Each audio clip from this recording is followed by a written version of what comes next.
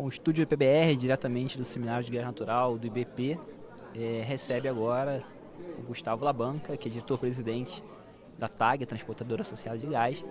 Falar um pouquinho, né, Gustavo, sobre abertura de mercado, perspectivas aí para esse setor que tem ganhado um novo dinamismo aí nos últimos 2 anos, né? Eu acho que para início de conversa, assim, você pode dar uma contextualizada inicial, apresentar para a gente assim, o resultado dessa abertura para os negócios da TAG hoje. Vocês sempre foram uma empresa, né, era antes, né, da privatização, uma subsidiária da Petrobras, que tinha a Petrobras como único cliente, e viu o mercado se abrir aí. E dá uma ideia para a gente aí quantos hoje são os clientes da TAG, né, os diferentes perfis que a TAG está posicionada nessa abertura. Bom, boa tarde, André. Obrigado aí pela oportunidade da gente ter essa conversa e pela pergunta. Acho que a pergunta é muito boa. Nós chegamos na TAG em junho de 2019, né? Imediatamente após a aquisição, e tivemos que passar por toda essa transformação da empresa, concomitante com a abertura do mercado, um novo marco legal. Eu brinco que a gente até levou um susto, né? Um mês depois já tinha o TCC, já veio resolução do CNPE, já veio criação do Comitê de Monitoramento do Gás Natural, e a nossa visão foi sempre de querer contribuir e ser protagonista na abertura desse mercado. Então, a gente veio montando a nossa estrutura organizacional ao mesmo tempo que a gente garantia a continuidade dos negócios, né, e a segurança operacional dos nossos ativos. Fizemos também assumimos, né, a operação e manutenção de toda a malha que era feita pela Transpetro, tínhamos 3 anos para fazer isso, e criamos um centro de controle bastante moderno, que está vinculado com todo o planejamento e programação comercial da operação, nosso despacho comercial. É uma coisa até inédita nesse modelo aqui no Brasil, para preparar a empresa não só para colocar a infraestrutura disponível, ofertar capacidade ao cliente, mas poder ser pioneiro nessa questão dessa relação comercial. 2021, a gente já teve o nosso primeiro grande cliente industrial. Eu acho que foi o primeiro grande cliente industrial do Brasil, que foi o Grupo Unigel. Foram 2.300.000 metros cúbicos dia de gás que o grupo comprou da Petrobras, e a TAG conseguiu oferecer um produto de transporte interruptível para viabilizar a operação, importante para a retomada das fábricas de fertilizantes e para a indústria nacional. Então a gente, de certa maneira, foi pioneiro nisso. E final de 21, a gente conseguiu, depois de muito esforço, lançar os contratos extraordinários dentro da plataforma comum e única entre as transportadoras, que é o POC, Portal de Oferta de Capacidade, em que a gente está oferecendo produtos transparentes, capacidade de transporte, né? Através de produtos transparentes e isonômicos para todo o mercado. Então a gente teve um sucesso bastante grande, viabilizando num momento difícil, que era um momento de guerra na Europa, Sim. Crise geopolítica, GNL a preços estratosféricos, e a gente conseguiu viabilizar que os mercados do Nordeste, que é o nosso mercado, o mercado onde a gente está atuando, o principal mercado, pudesse comprar gás do Sudeste. Obviamente também temos clientes na própria malha, né, como a PetroRecôncavo, a 3R, que tem produção na própria região, mas a maior parte do gás hoje ela sai da Equinor, da Galp, da Shell, aqui do terminal de Cabiúnas, né, na região norte do Rio. Cabiúnas que permite jogar ou para TAG ou para NTS, né, ali as duas malhas.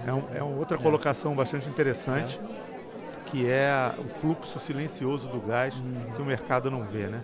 A Cabiúnas, a gente recebe o gás ali em Y, uma parte vai para a malha da TAG e atende o Sudeste, a outra parte sobe para a malha da NTS, atende o Sudeste, a outra parte sobe para a malha da TAG e atende o Nordeste.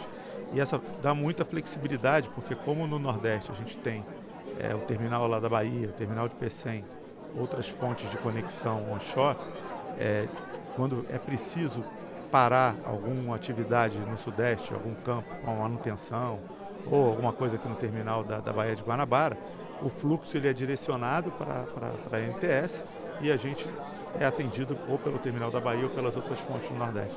Então tem uma flexibilidade operacional bastante grande.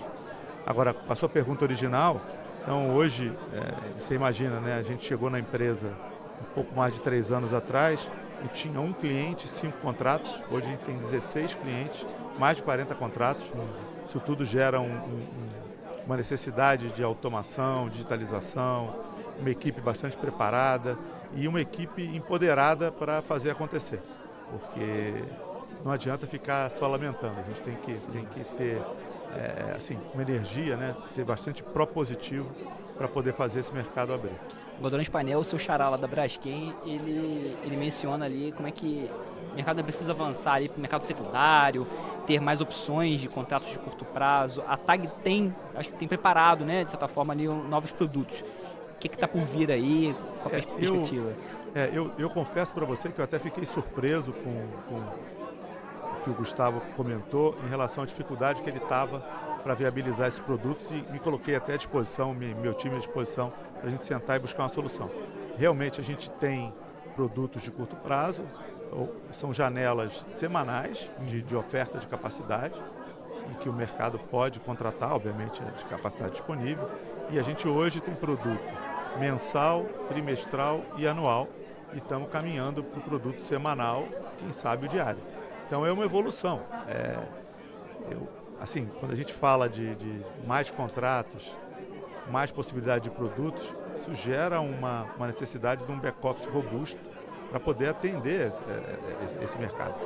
E a gente está se preparando para isso. Então, eu gostei do desafio, acho que é um bom desafio e entendo que em breve a gente já vai conseguir estruturar e dar ainda mais flexibilidade para que a Braskem e outras empresas consumidoras de gás tenham mais flexibilidade na contratação da molécula.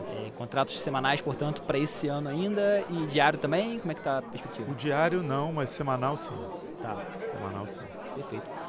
Gustavo, a TAG também tem feito um mapeamento de demanda, né, para estruturar a partir daí, imagino, novas chamadas públicas incrementais para a expansão dessa malha e os outros ali no Nordeste. Já tem ali um resultado preliminar ali. É claro que leva tempo para processar todas as informações recebidas durante a consulta ao mercado, mas nessa consulta recente que vocês fizeram para mapeamento de demanda, né, o que é possível já ver ali de perspectivas de ampliação de malha da TAG? Vou aproveitar a pergunta é muito boa. O mapeamento da demanda incremental, ela está aberta até amanhã, provavelmente, dado o pedido de alguns stakeholders, né? Provavelmente vai ser prorrogado, mas o prazo original é até amanhã. Então vamos aguardar que a gente tenha todas as informações para a gente poder sentar com a equipe e estruturar e poder priorizar, né, aonde você tem essa demanda e quais os investimentos serão necessários. Acho que só para pegar a oportunidade, já que a gente falou de demanda incremental e sempre ela está vinculada com novos investimentos, para falar um pouco dos desafios que a gente tem, né, no sistema de transporte. São vários tipos de investimento e acho que o primeiro deles é um investimento que eu brinco, que é o investimento silencioso, que a gente precisa garantir a segurança operacional dos nossos ativos e aumentar o nível de disponibilidade, porque o nosso negócio é infraestrutura disponível para atender o cliente, atender o mercado. Então, são investimentos em manutenção, integridade, troca de sistemas de medição, overhaul, são investimentos importantes para garantir essa parte da segurança e da disponibilidade dos ativos. E a gente tem também a otimização da malha, que as pessoas não gostam de falar, mas é uma coisa muito importante que eu brinco, que é o bom problema, que é a remoção de gargalo. Então hoje a gente está com um projeto de uma nova estação de compressão no Gazene para aumentar em 3 milhões de metros cúbicos o fluxo do Sudeste para o Nordeste. Então, é um projeto que nós estamos avaliando e estamos estudando. Obviamente tudo já foi submetido, mas vai ser atualizado e submetido ao regulador para aprovação. Temos também as novas conexões, então você deve estar acompanhando, né? A autorização de construção para a conexão do terminal do Porto de Sergipe saiu em 2 semanas, então as obras já foram iniciadas e a previsão de entrada em abril de 2024 é um outro foco nosso. A gente está falando do Porto de Sergipe, mas também tem Porto de Açu aqui no Rio e tem conexões nas distribuidoras, né? Nos novos City Gates. Nós estamos hoje fazendo um ponto de entrega em Itajubá, na Bahia, lá para Bahia Gás. Temos alguns outros pontos que a gente está fazendo investimento é como se fosse um reforço para aumentar a capacidade, porque já está gerando, tem necessidade das distribuidoras e a demanda aumentou. Então, sim, esses são os investimentos, eu diria, mais tradicionais hoje que a gente está trabalhando. E, por último, depende da demanda, da chamada pública incremental, ou desse mapeamento dessa demanda incremental, que são as grandes expansões. Então, acho que esse é mais desafiador, mais transformador e vai precisar realmente que a gente tenha uma demanda garantida para viabilizar esses novos investimentos. De novo, reforçando aqui que tudo que a gente faz, nossa atividade é 100% regulada, a ANP tem que autorizar, tem que aprovar. Eu não consigo fazer nada de maneira bilateral, eu sempre preciso ter a aprovação do regulador e ele aprova a minha receita máxima permitida. Então, o nosso objetivo é trabalhar junto com todo o mercado, com os produtores, com as distribuidoras, as comercializadoras, para que a gente tenha um volume de mercado maior para poder diluir esse custo de transporte entre mais usuários, o que barateia a tarifa para todos. Você mencionou ali o Gazeni, sempre foi um gasoduto que se falava muito da ociosidade dele, com a nova dinâmica do mercado ele já está ali chegando a ocupação. É uma pergunta muito boa. Esse trecho o Gazeni teria uma capacidade de até 20 milhões de metros cúbicos dia, porém no projeto original, da maneira como ele foi concebido, tinham 5 estações de compressão e foi feita somente uma. Então hoje ele está limitado a um pouco menos de 10 milhões de metros cúbicos dia. Então, conforme a gente for ficando com mais limitações, justifica o investimento para aumentar a compressão e fazer com que tenha um fluxo maior do Sudeste para o Nordeste.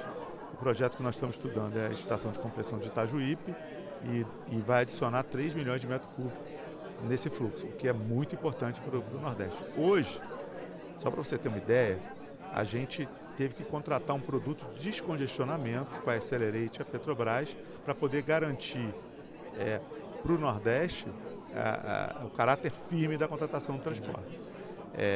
Eu diria para você que 3 anos desse produto de descongestionamento remunera o investimento de uma estação de compressão que vai ser pago em 30 anos. Então, realmente é um projeto muito importante para gerar a referência correta do investimento eficiente para o desenvolvimento da infraestrutura nacional. O outro ponto colocado lá no painel, né, sua perspectiva, claro, do consumidor da Braskem ali, foi a preocupação com custos do gás natural de uma forma ampla, né, mas isso passa tanto pelo preço da molécula quanto tarifas de transporte, também de parte dos consumidores uma queixa com os valores de tarifa. E aí a gente vê nesse momento, né, em que se discute tarifa de transporte, alguns players colocando, né, no interesse ali de conexões diretas à fonte de suprimento, né, os bypass, né, que é algo que preocupa, né, se manifestou essa preocupação ali no painel, as transportadoras obviamente. O que vocês já mapearam na rede da TAG, assim, de possíveis riscos, né, quais são os riscos maiores que existem de bypass na rede de vocês?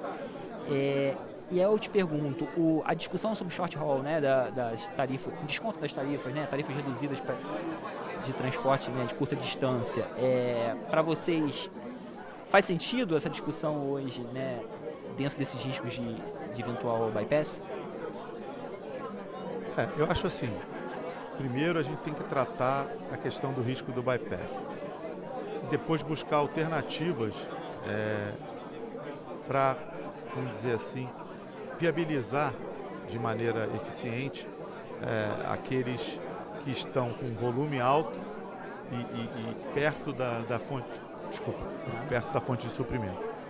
A gente, através da Tegás, seguindo até um pedido da ANP, nós contratamos um estudo, até com a CEPA, que é da Inglaterra, e para o caso Brasil, dado que o mercado ele cresceu todo na costa e boa parte, ou a maior parte, está próximo às fontes de suprimento, o que o trabalho concluiu é que o short haul não faz sentido. Eu acho que um outro ponto importante aqui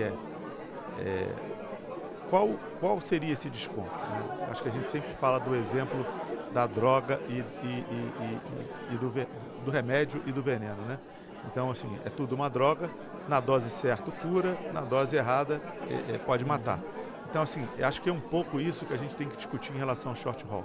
Pode fazer sentido em alguns casos, com descontos pequenos, Agora, se você começa a abrir um leque muito grande com descontos maiores, o país todo sai perdendo e no longo prazo, para mim, é a espiral da morte. Em relação à questão do bypass, e olhando especificamente a malha da TAG, acho que o primeiro ponto, né, a gente tem o bypass dos projetos que são novas demandas, que foram as térmicas que foram contratadas com o GNL, antes até da aprovação da nova lei do gás, e que os empreendedores, né, eu sempre falo que empreender no Brasil é herói, a solução que eles encontraram foi efetivamente ter um terminal conectado direto numa térmica, vender eletricidade, né, num leilão regulado, contratos de venda de energia ou capacidade de 20 a 25 anos, em que a receita fixa desse PPA pagava todo o investimento no terminal, no duto, na térmica e mais a inflexibilidade da térmica. Então isso foi naquele momento. Então hoje a gente está trabalhando para conectar esses terminais na malha integrada de transporte, Sergipe, Açu e no futuro, quem sabe outros que estão em áreas isoladas em que hoje não tem transporte, como é o caso lá de Barcarena. Outro ponto importante, e até me provocaram também no painel, é a questão do êxodo térmico. Então tem uma série de térmicas que hoje estão conectadas na malha de transporte e cujos PPAs estão vencendo. E que, para que elas possam ficar competitivas, como elas estão próximas à fonte de suprimento, vão querer se conectar diretamente. Poderiam conectar diretamente. Então, eu costumo dar sempre esse exemplo. Eu acho que a gente precisa ter alguém olhando o país em planejamento integrado. Porque quando você tem uma térmica conectada somente a um terminal, se o navio não estiver lá e a térmica tiver seu despacho requerido, você não está garantindo nenhum tipo de garantia de suprimento para o setor elétrico. Então, o setor elétrico, no momento em que ele mais precisa, que é o momento que provavelmente não tem vento, não tem sol, não tem água armazenada, e ele vai precisar do despacho termoelétrico, que ele é complementar. Se o navio não tiver despacho térmico, é um peso muito grande, porque é a hora que os preços estão nas alturas. Então não garante o suprimento e gera um impacto negativo na questão de preço. Aí você fala, conecta, tem um investimento na infraestrutura que vai ser remunerado em 30 anos. Então a gente tem que parar de ter a visão míope de olhar para o curto prazo e olhar para o longo prazo. Outro exemplo que eu dei no painel foi a questão do comparar o despacho termoelétrico de 21 com 22. Toda a capacidade, o mercado brasileiro precisa da térmica, né? Quer dizer, ela é complementar à intermitência da geração renovável, seja ela solar, eólica ou hidrelétrica. Então, a gente vai ter que ter a térmica sempre quando não tiver a renovável. E também a gente sabe que tem algumas ineficiências na transmissão, tem alguns sistemas mais isolados, como o sistema da região norte, em que passa a ser mais fundamental ainda a geração termoelétrica. Em 2021, o despacho termoelétrico foi praticamente recorde. E aí você pega a nossa demanda de gás no Brasil como um todo, chegou a 97 milhões de metros cúbicos por dia. Em 2022, o despacho termoelétrico não aconteceu no mesmo nível e essa demanda caiu para 72 milhões de metros cúbicos por dia, né? Uma redução bastante significativa, próxima aí a 30%.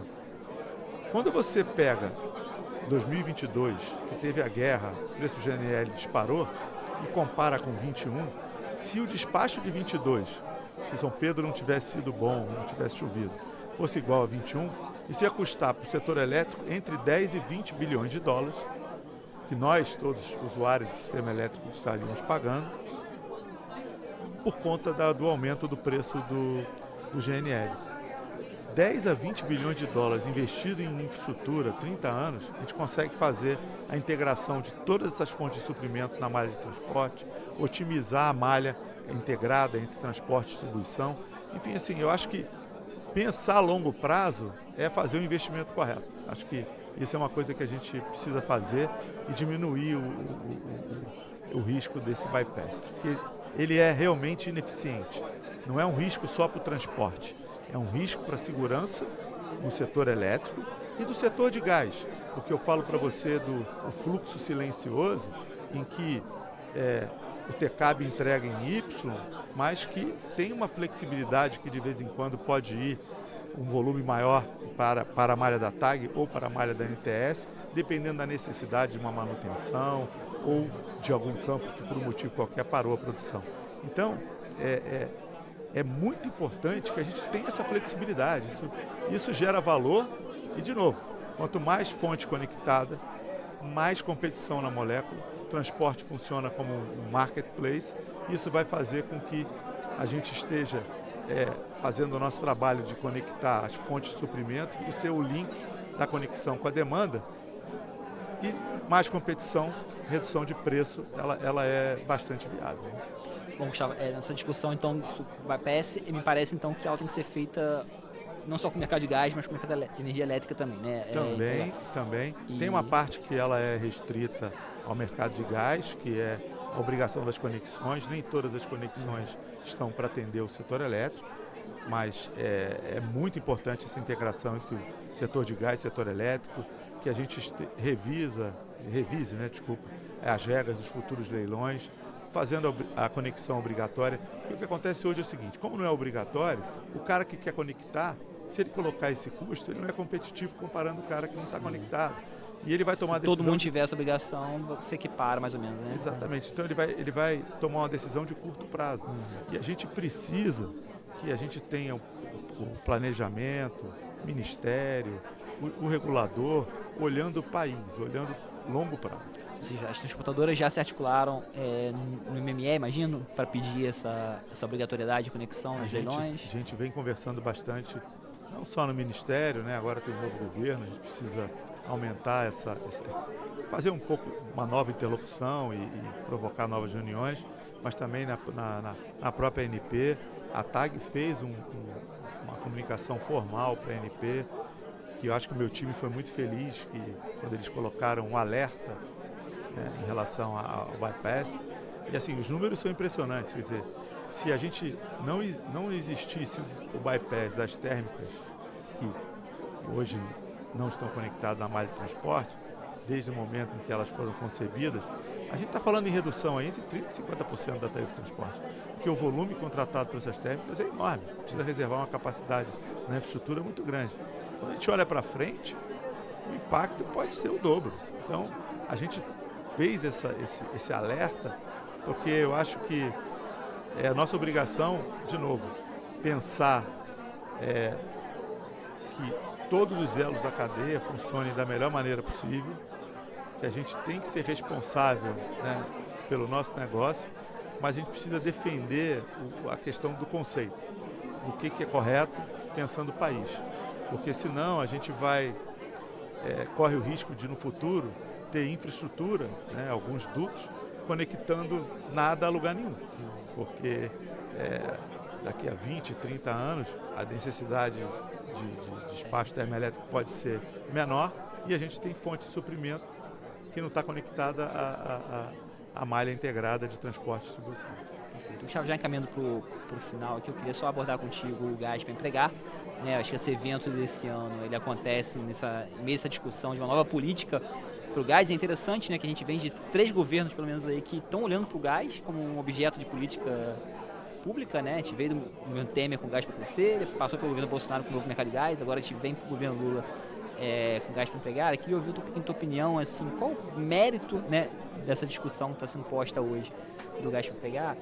E olhando para uma outra perspectiva, quais são os riscos envolvidos nesse programa? Assim, aquilo que o programa não pode errar, né? Tendo histórico já, né, que a gente já viveu no mercado, como é que calibra esse programa de forma que ele não se atropele aí?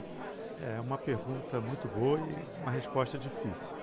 Eu entendo que é importante que a gente crie demanda adicional, que a gente ajude a viabilizar a indústria nacional, a indústria química, a indústria fertilizante, mas volto a falar aqui no planejamento de país, olhando a longo prazo. O que acontece, o que os consumidores precisam, né, de maneira geral, principalmente aqueles que vão contratar um volume grande de gás, é de contrato de longo prazo. Então, o que a gente, na minha visão, tá? Eu, Gustavo, falando, na minha visão, a gente precisa olhar toda a demanda de gás, e ela tem uma demanda não termoelétrica, né, industrial, comercial, veicular, e ela tem uma demanda termoelétrica. E aí a gente vai ver o que a gente tem mais ou menos de demanda firme. Quando a gente olha para o lado da oferta, o que nós temos que privilegiar?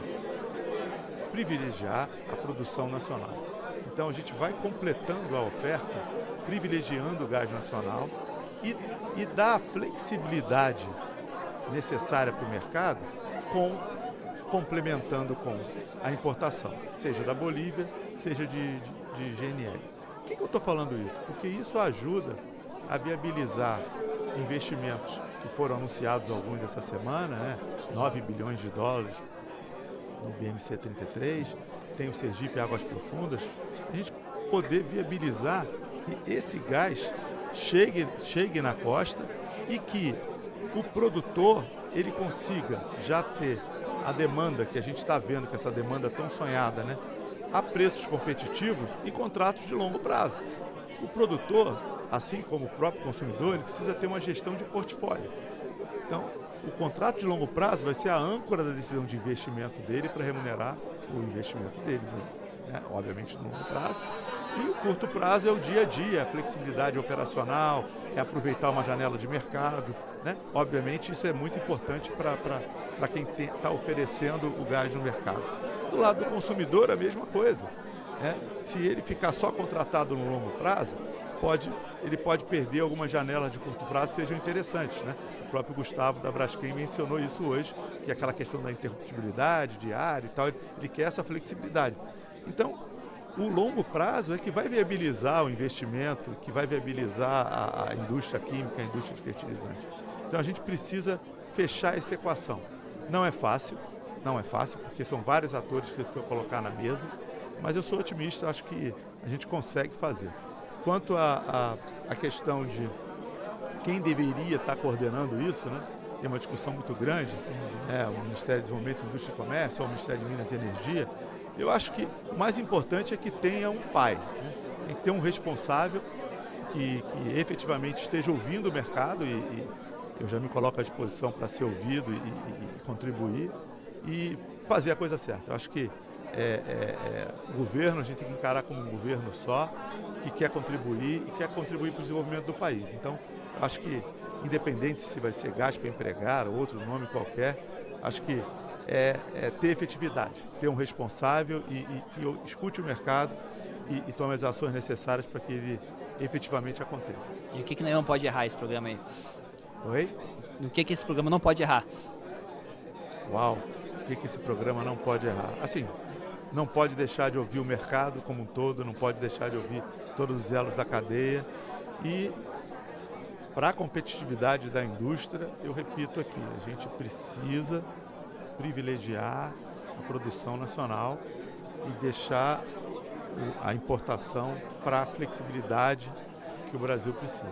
Isso passa por reduzir compromissos de compra de gás da Bolívia, por exemplo? Não, eu acho que não. Eu acho que assim como a gente fala da segurança jurídica, que a gente quer que os contratos sejam respeitados, eu acho que a Bolívia já vem diminuindo a oferta de gás para o Brasil ao longo dos anos. E se não houver investimento lá, a gente sabe que isso tende a desaparecer em alguns anos. A gente tem alguns campos que estão produzindo menos, é normal, os campos já depletando. Então a gente precisa de investimento adicional, de novo, para recompor parte dessa redução de oferta e atender essa demanda nova que a gente espera que surja e que a gente viu um grande consumidor dizendo que ela está aí, que ela existe, que foi o caso do Gustavo da Braskem hoje. Perfeito. Gustavo, te agradeço então pela gentileza e disponibilidade de falar com a gente aqui no Estúdio PBR e agradeço aí pela audiência que nos acompanhou. Não, eu que agradeço. Obrigado, André. Um abraço. Um abraço para todos.